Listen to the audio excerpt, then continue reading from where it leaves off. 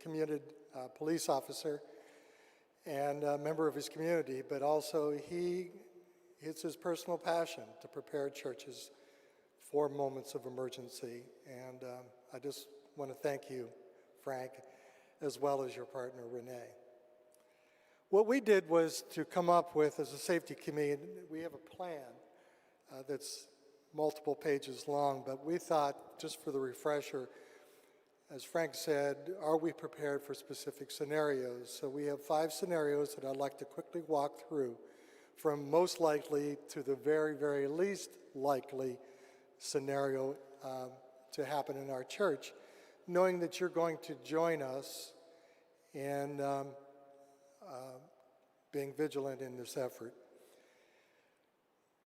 One of my many lackings in skills is anything involving electronics, technology.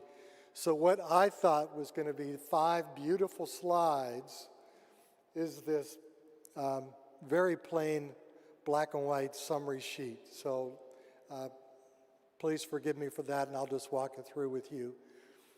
When we started off this process, we had a safety committee, and we have greeters, and we have ushers.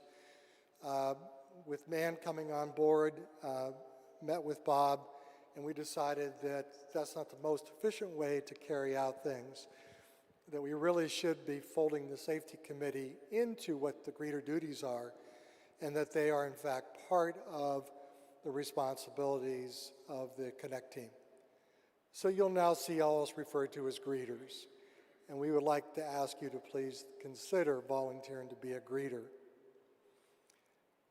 Our job as greeters is to welcome, to plan, to do an audit of the facility, and to come up with opportunities for facility improvement to improve safety, as well as to educate like we're doing today.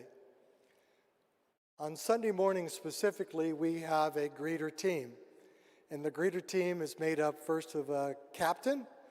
We refer to that person specifically as a greeter safety captain. Those are the eyes and ears for the church. They are also in partnership with Officer Glass, as well as the other greeters and the ushers. That forms our team on Sunday mornings. Their job as a team is to welcome, connect with visitors as they come in, to observe and monitor, to be in constant communications throughout the service, and to lead in an emergency. Chris? Oh my gosh, I'm going to have to get spectacles for this. The 5 scenarios, basically the most likely scenario is weather, which is that we have these things called tornadoes that occasionally visit us in Texas.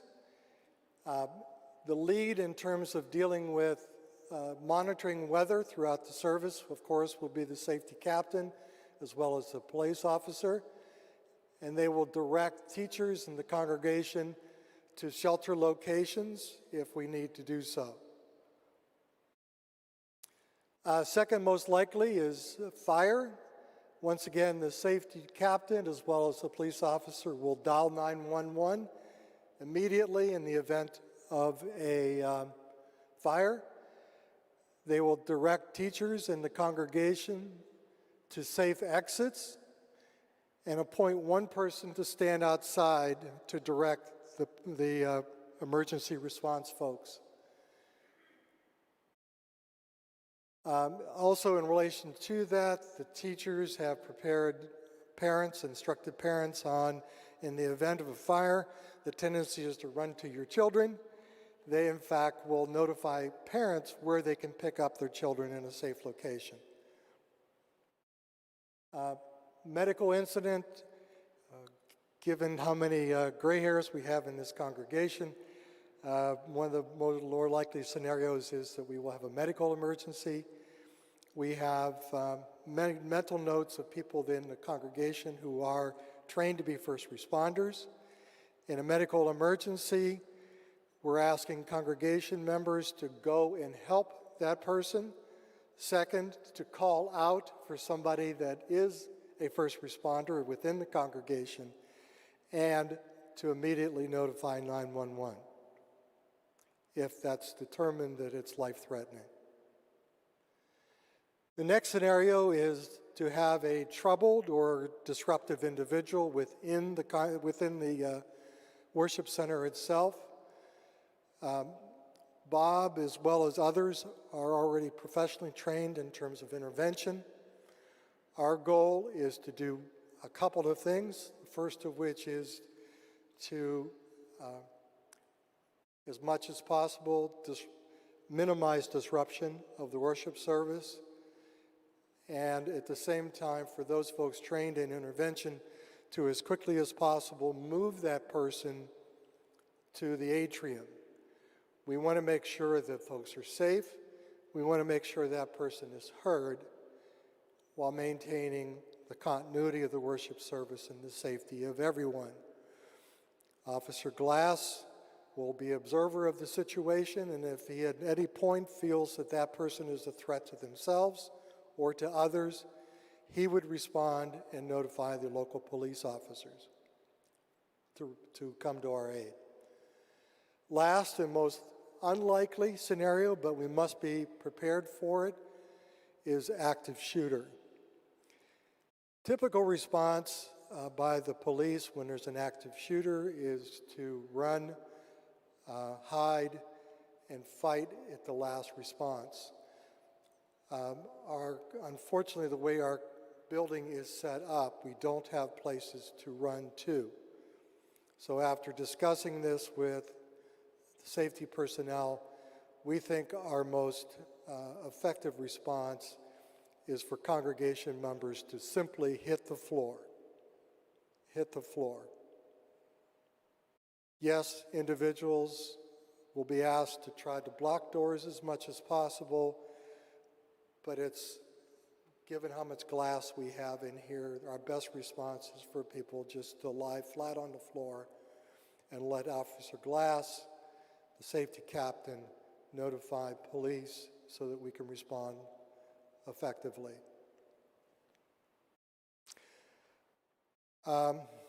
Those are the 5 scenarios. Is there questions about that? Is there anything that we haven't covered? As I said, we have a pretty thick manual. We're meeting constantly as a committee to see how we can improve safety and security. But is there something I didn't cover that either Officer Glass, Officer Glass, go ahead.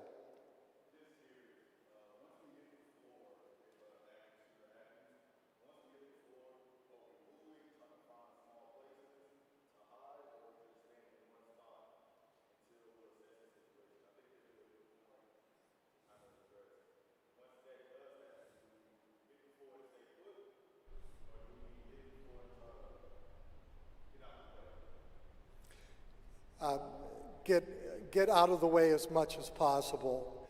What we just don't want is people feeling obligated to try to get people out of the room. That is, in case, the worst thing we possibly can do. What we want to do is to get people to hit the floor, not engage in heroics. When you hit the floor, obviously there are safe walls, places that one can lay away from the glass, but I think that's a great caveat to our strategy, is hit the floor, but in the safest location you possibly can within this room. Any others? Yeah, mask I can't see. Oh, Larry, there you are.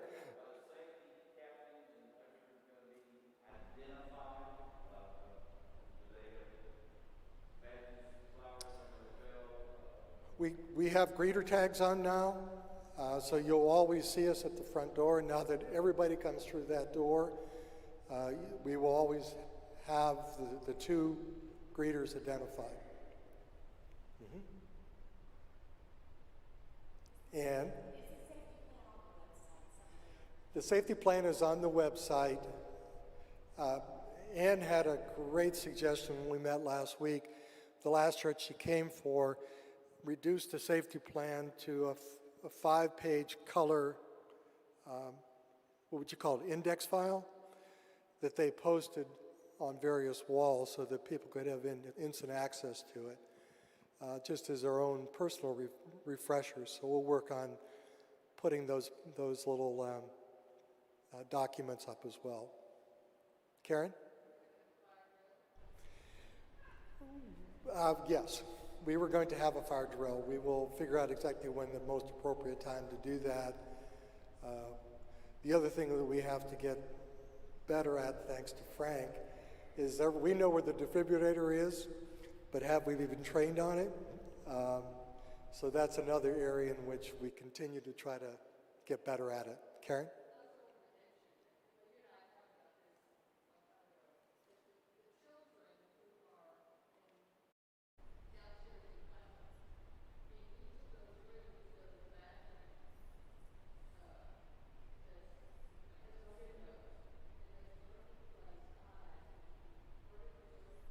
Yeah.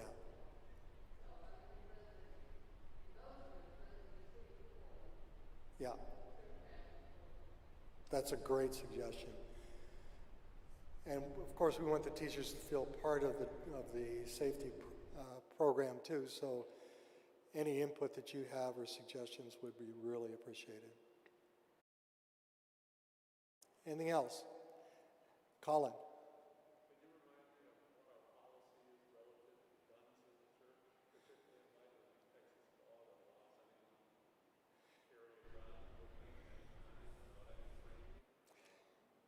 You'll see there's placards on all the door that prohibit guns from coming into the building.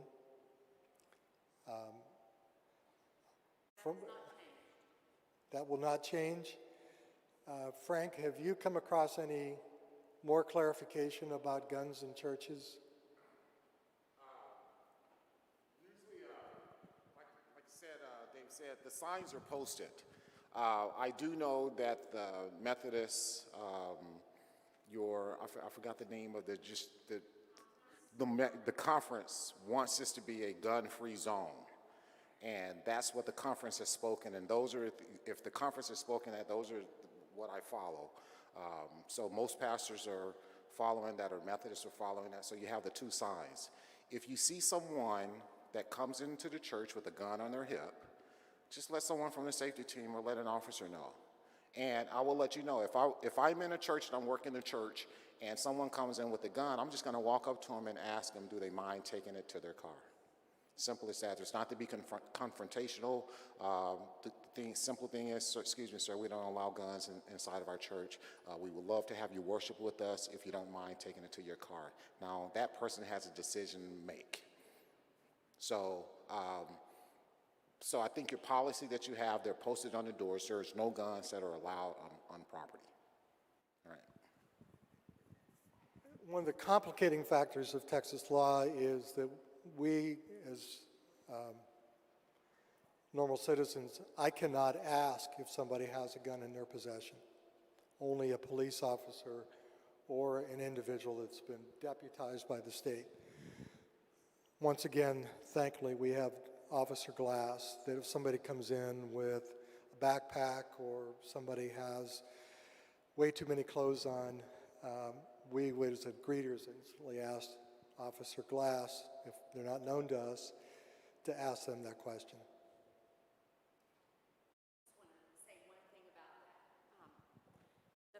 The only possible exception to our gun rule would be a church member who is a police officer or a law enforcement officer. In that case, we potentially would allow them to keep their sidearm on them, because even if they're off duty, because that just honestly provides extra protection for us. They are trained in the use of that firearm. Currently, I am not aware of a church member, police officer that brings their sidearm with them, but that would be a conversation. We didn't want to run too long. Is there any final question that somebody might have? Also, too, Frank, Bob, and I, Officer Glass, will stay for a few minutes if you do have some more questions or suggestions on how we can improve this. But what I would ask is to please consider joining our greeter group. We're not looking for muscle-bound people. We're looking for very friendly, welcoming people to be willing, because as we say, one of our informal mottos around here is that all are welcome here. And we would ask that you step up and make that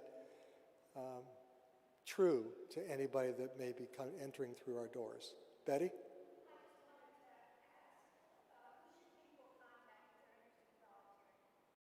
I'm sorry, Betty, I'm hearing it. Bob Roten. Yep. Yeah, if you would just be willing to serve a Sunday or two a year, that would be just terrific. Thank you.